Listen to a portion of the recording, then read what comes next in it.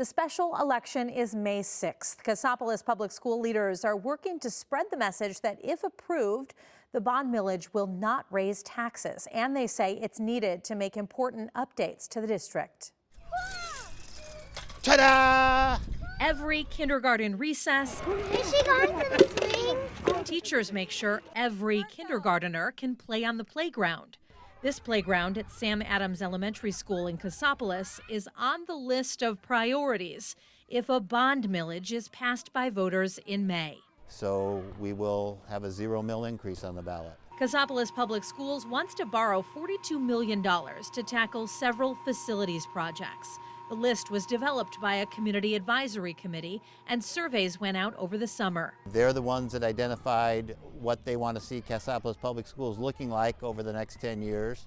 So looking at long-term facilities planning. If voters say yes and the bond millage passes, the biggest project is building a new wing onto the high school for the middle school. Their number one priority was we want the middle schoolers to still have their own space, but we don't want it to be at the Squires building that is 65 years old and requiring tons of maintenance. Squires Middle School was built in 1960 as an elementary school. You'll notice that right now they have a cafe gymatorium that they use for lunches and gym classes. The building's challenges and age are showing. You know, it's not going to be around for that much longer in the state that it is. It's not going to withstand. So we need a better space for our kids. They're worth it. Principal Carrie May gave us the grand tour. Look, the roof leaks. Okay, this is our 8th grade math. And you can see right up here whenever we get strong rains, if you can see how like the paint is kind of bubbling. The heating in the school doesn't always work. Yeah, because look at these heaters, right? So this is our heating system here. May says during parent-teacher conferences, a small part on the boiler broke and temperatures inside the building plunged into the 40s. Freezing, because not only was it cold outside, but then it was just blowing cold air. In the warmer months, large parts of Squires does not have AC. He's the only one with this. Everyone else has like the portable ones on wheels, the big white box with the vent into the window. Plus, the building layout isn't meant for middle school.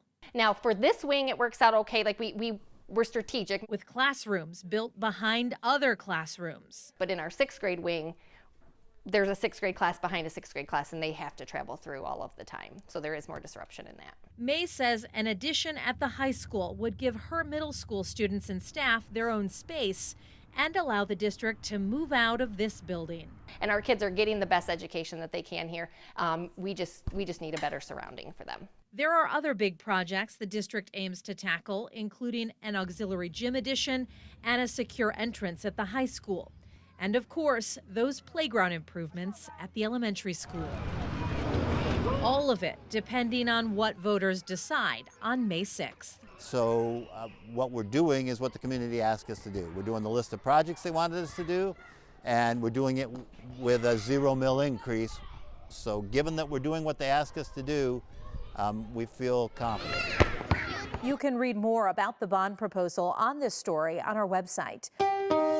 Thanks for watching. Here's another story you may like, and subscribe to the WSBT 22 YouTube channel.